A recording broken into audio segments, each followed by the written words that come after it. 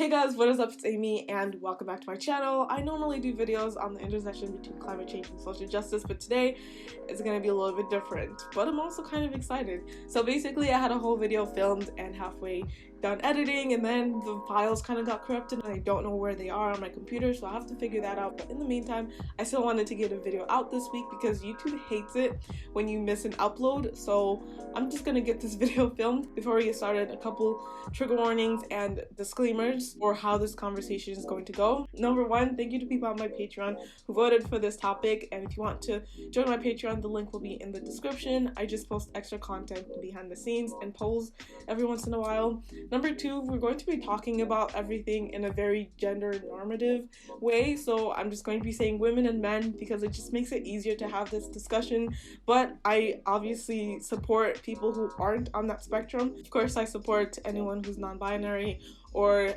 is not just male or female. So yeah, I just wanted to mention that. And also trigger warning for sexual assault, harassment, rape, any of these kinds of heavy topics. Just stay safe. If you think this is too hard for you to watch, then please don't watch this video. You can also watch and then like pause if things get too bad. So definitely like mental health first, of course. But that being said, let's get into this video. I'm really excited to talk about this because this is something that's been kind of, a lot of people have been talking about it in the past week or so, so I'm really excited to be able to make a video about it. Not 100% sure, but from what I saw, the catalyst for the conversations we've recently been having on Not All Men and violence against women in the past week or so, it all started with the killing of a British woman by the name of Sarah Everard. And if you don't know the story, definitely read up on it because I'm not going to get super in depth, but she was basically walking home after visiting a friend and she was picked up, and we obviously don't know exactly what happened because this is a developing story, but allegedly what happened was that she was walking home and she was picked up and murdered by a cop. And I saw something about someone else who might be involved, like another the cop's girlfriend or something. I don't know though, but it's just a really sad story. And I think the part of this that a lot of people have been talking about is the fact that she actually did everything right, as if there is a right way to be a victim, but she was walking down a lit path. She was not dressed slutty. She told people where she was and where she was going. She did everything she was supposed to do, and this still happened to her. So I think that's part of the reason that this whole situation kind of started a conversation on how do we talk about violence against women, and can we move past blaming women for the things that happen to them. So if you're the safest victim and you still have something horrible happen to you, it just shows that you can't really, there's no winning in this situation. Like if someone wants to commit these kinds of acts, like they're not gonna first look at you and make sure you're dressed a certain way. But yeah, that's kind of basically what started everything. And now I kind of want to talk about my experience as a woman and kind of the things that I've had to face and kind of my history with sexual harassment. Nothing too, just wanted to preface, like I haven't had anything too crazy happen to me, but I just wanted to kind of talk a little bit about my story, especially if there's other people out there who might have had similar experiences. And I just hope this especially like if you're a guy watching this, then you can kind of hear from my experience how these interactions might have looked in case you've done some of these things that have made women feel uncomfortable. So let's get into kind of my experience. Okay, so the first one is feeling unsafe as a woman. I feel like this is something that is just literally 24/7.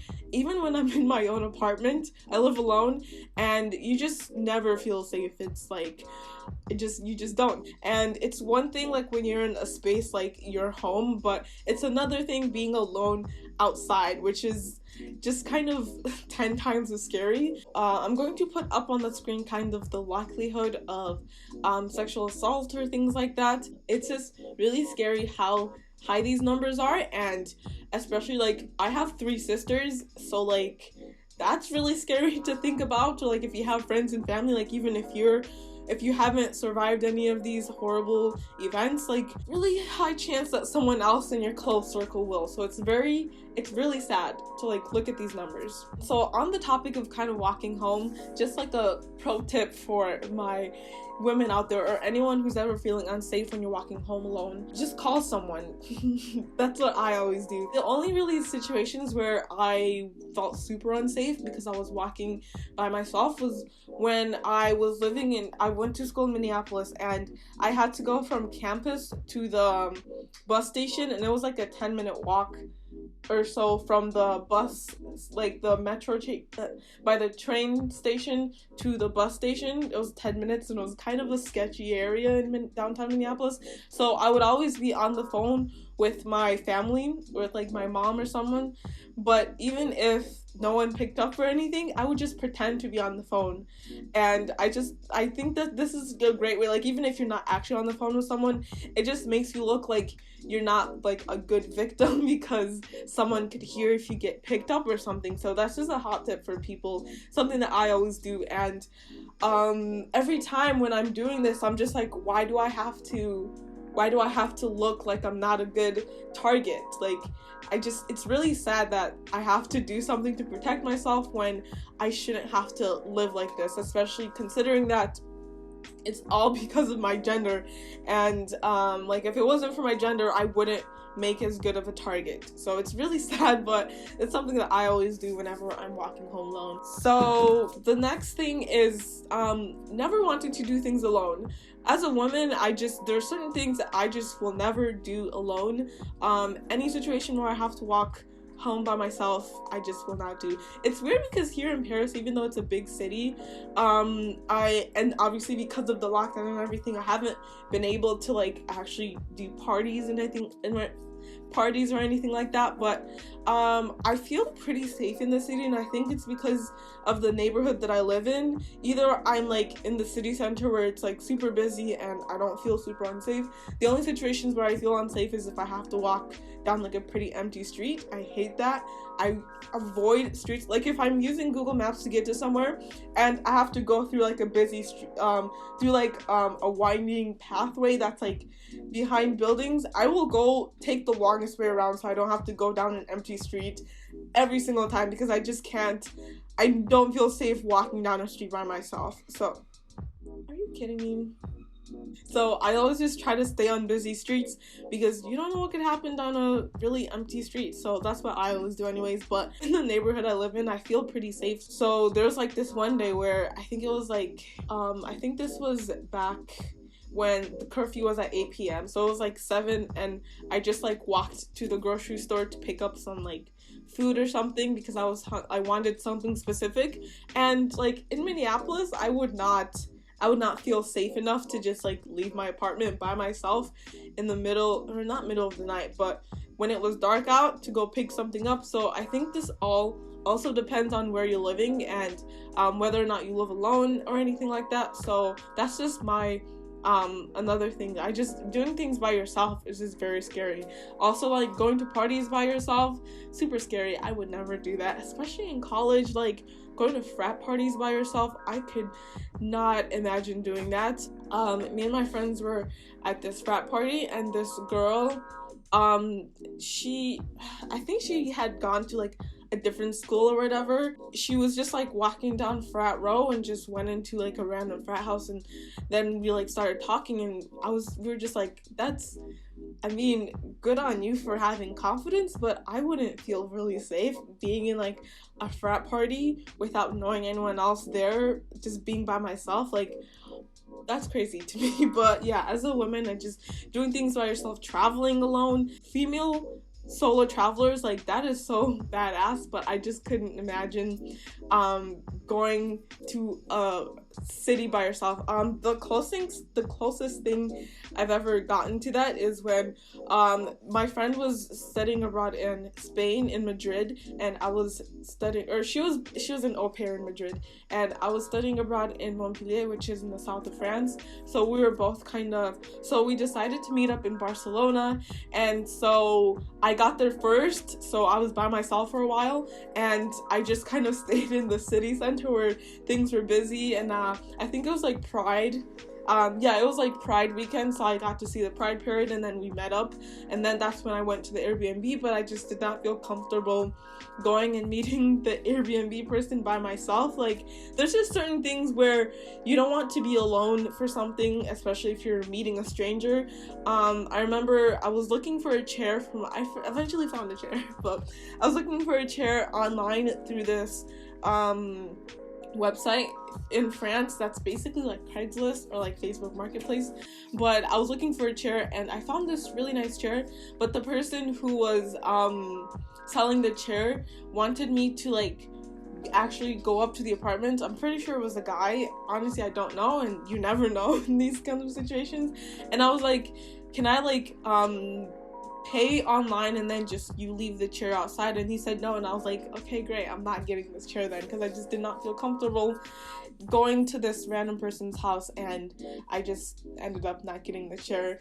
And the other thing was when I was looking for an apartment, just another situation where you're meeting with strangers, I would basically tell everyone, like, I'm going to see this apartment, and I always post on Instagram. I'm always in fight or flight mode. I'm always like, is this safe? Am I safe? What is going on? And luckily, when I was looking for apartments, I never set up an apartment if I felt unsafe. There was a couple situations where this is very random, but I was going to see this apartment, and we had originally set up a meeting for, I think it was like a couple days later. It was like Monday, and then the meeting was going to be on Wednesday.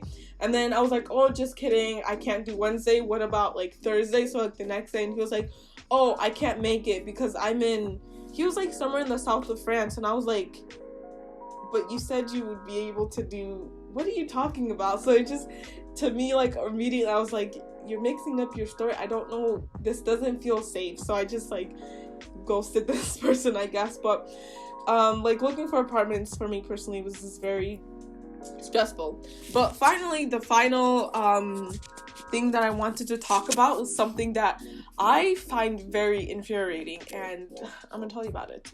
Okay, so creepy men in bars. So not even bars. So I literally turned 21 in September of last year. So I haven't really had like the bar experience in the US because I've never been able to legally drink. But the only time that I would do anything like that was when me and my friends would go to this club called Gay 90s. Me and my friends joke that it's not a gay bar, it's a gay themed bar, because oftentimes, because it's 18 plus on the weekends, the only people that are there are college students.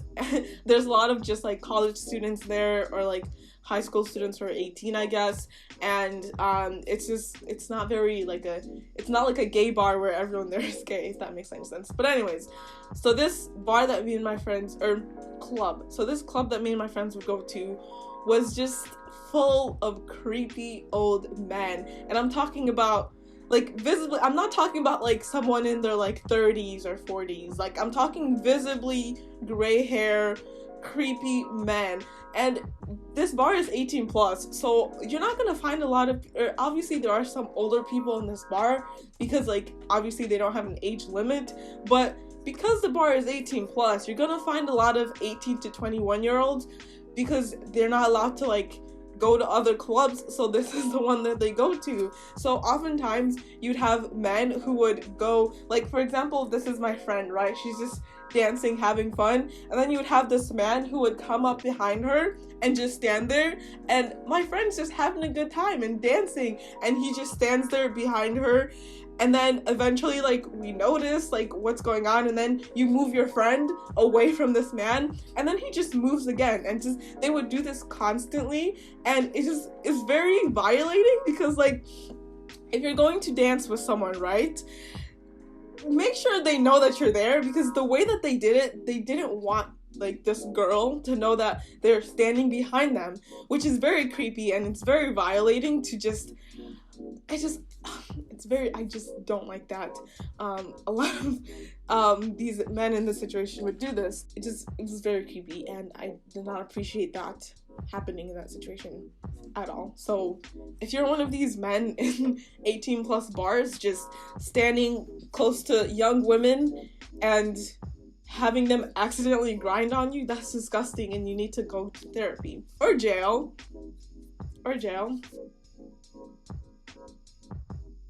Okay, so then finally, I want to talk a little bit about not all men. So this is a phrase that I think I've kind of just heard over the years. It's very common for people to say, especially when we have like a certain high profile case, something a lot of people are talking about, like the situation with this girl who was killed, or like if there was a rape that happened that everyone's talking about, then you have people going, not all men. The only issue is this it doesn't do anything. Like, how is this phrase going to help anyone? Like, all it's doing is giving excuses to men to be like, well, I'm not that man. And it's like, but what if you are, though? We're not actually having a conversation on what men can do to make women feel safer and what men should stop doing. Instead, we're having a conversation on what women can do to be safer. There's no such thing as like the perfect victim. It doesn't matter what you're wearing, how tall you are, or what you look like. If someone wants to rape, they're going to do it. If someone wants to kill, they're going to do it. And if anything, like, why are we giving excuses for men to be able to rape someone just because they're dressed a certain way? How are we allowing that to be a good reason? Like, I just don't understand it. So we shouldn't be telling women to dress a certain way, to not get drunk, or to not go to parties. We shouldn't be telling women what time they can be outside. Instead, we should be focusing on teaching men from a young age how they should behave, because clearly we haven't been doing enough of that. Even just consider the phrase, boys will be boys. Like, there's no phrase, girls will be girls. I mean, there's girls just want to have fun, but that's so positive and it's so cute. And then we have boys will be boys, which basically just tells boys that, oh, they're fighting, I mean, that's just how they be. Oh my god, he's like objectifying women. Oh, boys will be boys. Or like the idea of locker room talk, like when Trump had that tape of him basically saying, grab him by the pussy. How did people react? Oh, it's just locker room talk. It's just conversation. Like, it's just normal. It's like, no. We shouldn't be allowing men to say certain things or to act a certain way just because that's how it's always been.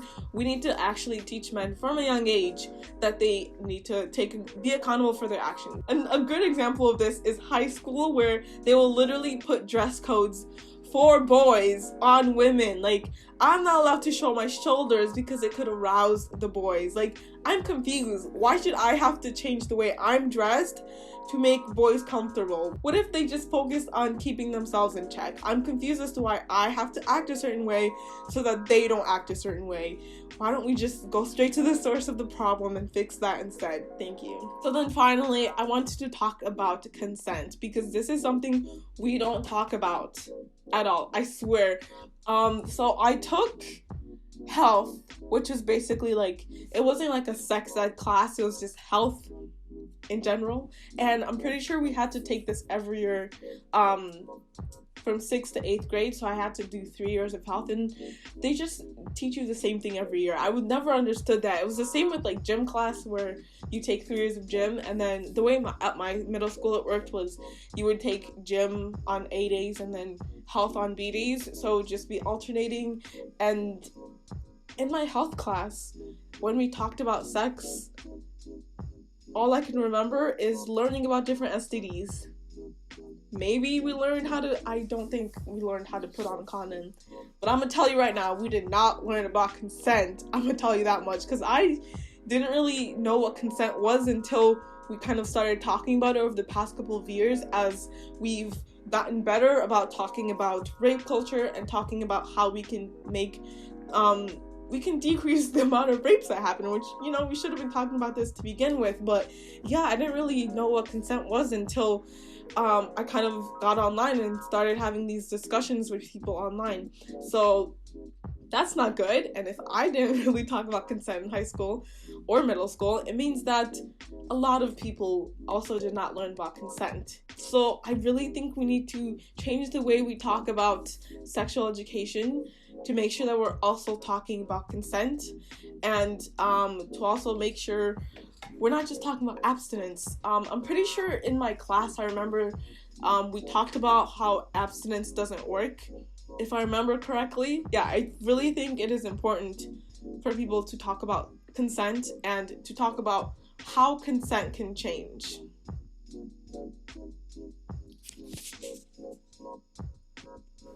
So that being said, I wasn't sure if I wanted to add this into the video or not. If you're watching, obviously I decided to do it, but I kind of want to talk about my own experience with consent and how this experience shaped how I think about it.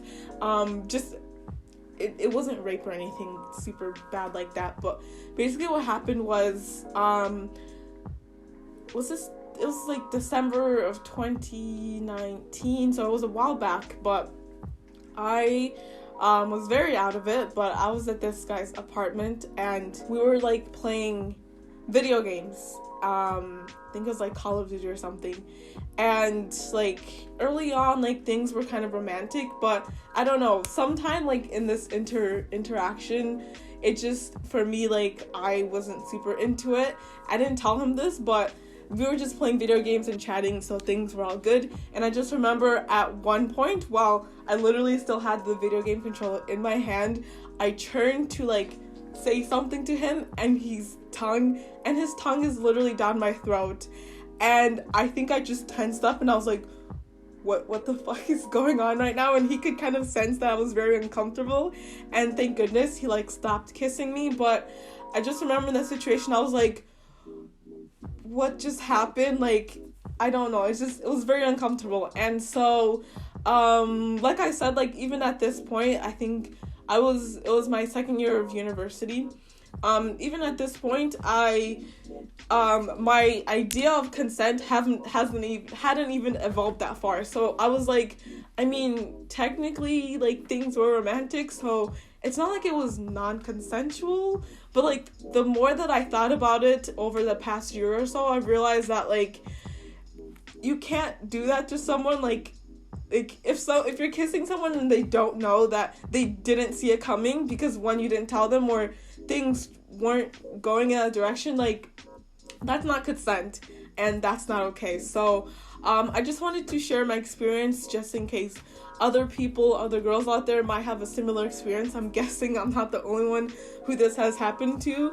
Just know that one, consent should always be verbal, always, and two, consent can change. So you have to make sure that if you're going to kiss someone, I know there's this whole thing of like, it's not sexy. I can't remember what show that was, but like you have to make sure that the person you're about to do anything with knows that it's happening. Otherwise, that's not consensual and that's not okay. So I really hope this experience that I've had can help other people out there.